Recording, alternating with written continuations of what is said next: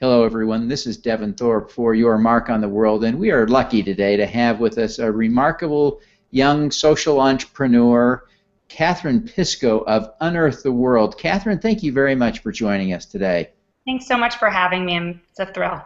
Well, we're excited to hear more about Unearth the World, but start, if you would, with the story of your round-the-world trip with your husband to get this started.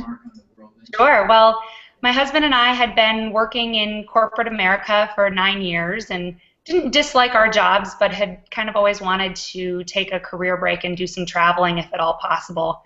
Last year we were fortunate to be able to take that time, and two things we had missed from having our normal careers were traveling a lot and doing volunteering. We hadn't made enough time in our lives to do either. So we took about 9 months, traveled the world. We did 250 days in 20 countries, but a big part of it was doing some volunteer projects, a term I had never heard, but doing some voluntourism.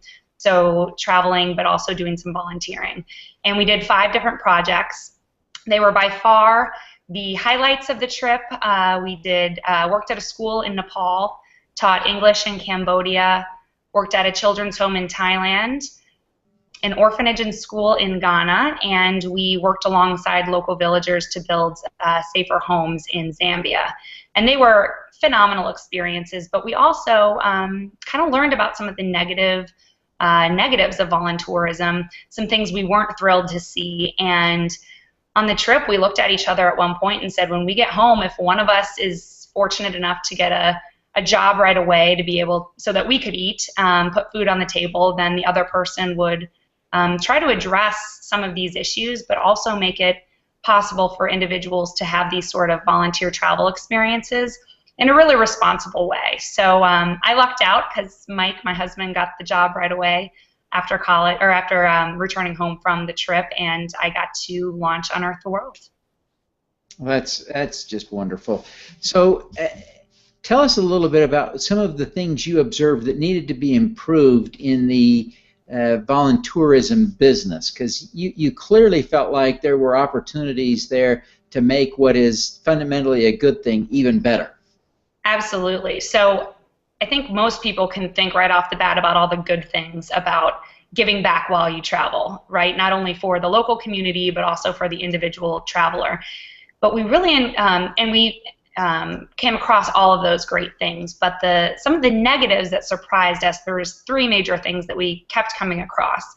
And one was that a lot of other companies in the voluntourism world, and essentially these companies, they take an individual who's interested in volunteering, pair them with an international nonprofit, and send them abroad for anywhere from a week to a year. A lot of times it's not financially transparent. So you'd be surprised, some companies charge over $3,000 alone just for 1 week. To me, that sounded like a luxury vacation, not a volunteer trip. But even if you'd be willing to pay that amount or felt it was worth it, many times you didn't know where the money was going. And I know Mike and I really felt better when we knew exactly where every dollar was going, and that it was actually going towards helping the organization that we were working with. So that was the first thing. The second was many times the projects are structured in a way that really are just meant to benefit the volunteer and don't take the local community, the international community, into as much consideration. What kind of impacts are these foreign tourists essentially having on the local community, and are the projects really set up to address a need, or are they just there so that the tourists can have a better vacation? And then third was very little volunteer support. Most of the companies offer a little bit of training in the form of a packet of information that tells you how to get your visas and a little bit about your project, but very little on culture shock or worldview, and zero support when you get home. And that's where Mike and I really wanted to make a difference for the volunteer. Is you return home and just as with a normal beach vacation or something, you're so relaxed and feel great and you want it to continue, but the second you land at your airport, upon arriving home and check your emails, you get instantly stressed again. It's kind of the same thing with these voluntourism trips. it's amazing when you're there, and when you get home, it's really difficult to continue that feeling and continue the work in your normal life. So that was what do you do? What are you doing to address these challenges to make the experience better? Well, it's been much more difficult than I even thought it would be. I think we're constantly trying to make sure that our solutions are valid and testing that. But first off, with financial transparency, I think that was probably the easiest. We make it really affordable. There's a small fee that volunteers will pay on Unearth the World for all of the services, but every single dollar is accounted for, and the majority of any money goes towards your room and board and transportation towards that international nonprofit. So really just itemizing it. That was pretty simple. Supporting the local communities and really measuring our impact on the local communities has been more of a challenge. But to address that, what we're really doing is instead of having dozens and dozens of international partners, we have a select few that we know really well. We've conducted a needs assessment to really understand how short-term volunteers fit into their nonprofits and how they'll really be helping them. We conduct introduction and exit interviews for both volunteer and the nonprofit to really kind of see what the impact has been. And then every year after year, we will, this is our first year in business, but we will continue to measure that impact. It's different for every project, but we really had to define what the ultimate goal is at every project. And we really maintain close communication with these international nonprofits to make sure that we're doing what they need us to do instead of what we think is a good idea. And then the third, and this is, I think, the biggest differentiator for Unearth the World, and that's the volunteer support. So we've created really robust training before the volunteer even goes on their project. It's a self-led module program that guides them through things like cultural identity and worldview, some journaling exercises, some really great articles, and really help them understand to set expectations of what they're kind of going into. And then when they return home, we do a coaching session with the volunteer as kind of a form of a debrief, but also to learn about, what about this trip was so great that you want to continue doing. Maybe it's continuing to do service when you get home, and we help pair them with a local nonprofit so they can continue doing work. Maybe it's just they want to know how to position it on their resume so that they can speak to it at their next job interview.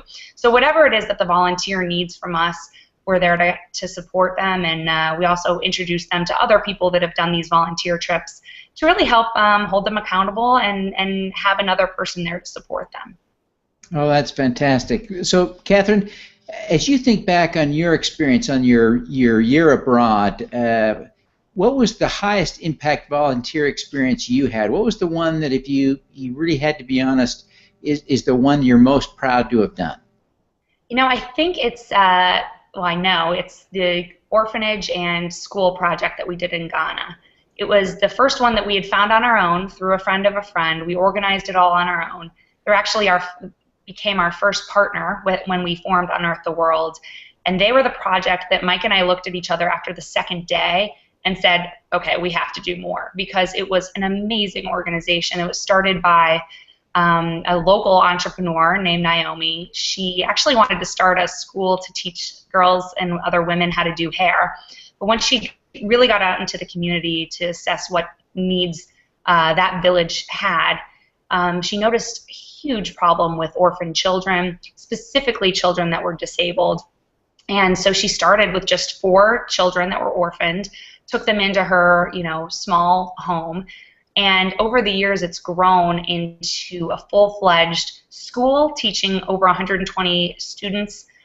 These kids are then going on to secondary school. She, feeds, houses, and loves over 120 children, and they're continuing to grow. And it's just amazed me how, with very little means, but just a lot of smarts and hard work, she's been able to grow. And what struck us, Mike and I, is that there has to be dozens and hundreds of other amazing nonprofits like that really all they need is a little bit of support and a little bit of help through volunteers, bringing financial capital and human capital to really get them to the next step. So we saw the impact we were making and continue. I mean, I email and talk to Naomi and her team on a weekly basis still. So still think of them daily. That's amazing. And it's that long-term connection that you built that inspired you, I imagine, to create ways to keep your volunteers connected to the projects that they did. Absolutely. Yeah. Great insight. I think seeing how, it really, from a selfish perspective, I guess, helped Mike and I to readjust back to normal life by really still feeling connected to those volunteer, nonprofit partners that we got to know, even on the worst day where, everything goes wrong and I'll get an email or a call from Naomi or one of her team or get a picture of one of the kids, and it just instantly brings me back. So I think that's one of the reasons we really want to make sure that that's a step for our volunteers as well. Yeah. Well, tell us a little bit about why this is important to you, and I want you to think about why it was that when you were planning a year abroad that you wanted to do volunteering. What is it that resonated with you that as you did it that made you feel like you wanted to keep doing this as an enterprise going forward? What really at the root level motivates you to do all this? It's a great question, and I think it's really evolved. When Mike and I first decided to make volunteering a big part of our trip, it was kind of from I hate to say it, but almost a selfish perspective where we knew that we felt great when we volunteered at home or we grew up doing a lot of service. And we really, we wanted to get that great feeling. We also wanted to be able to travel in a way that was a little bit different than what we'd find in a guidebook. Your volunteering allows you to really get into communities that you'll never read about in your Lonely Planet guidebook, really meet people.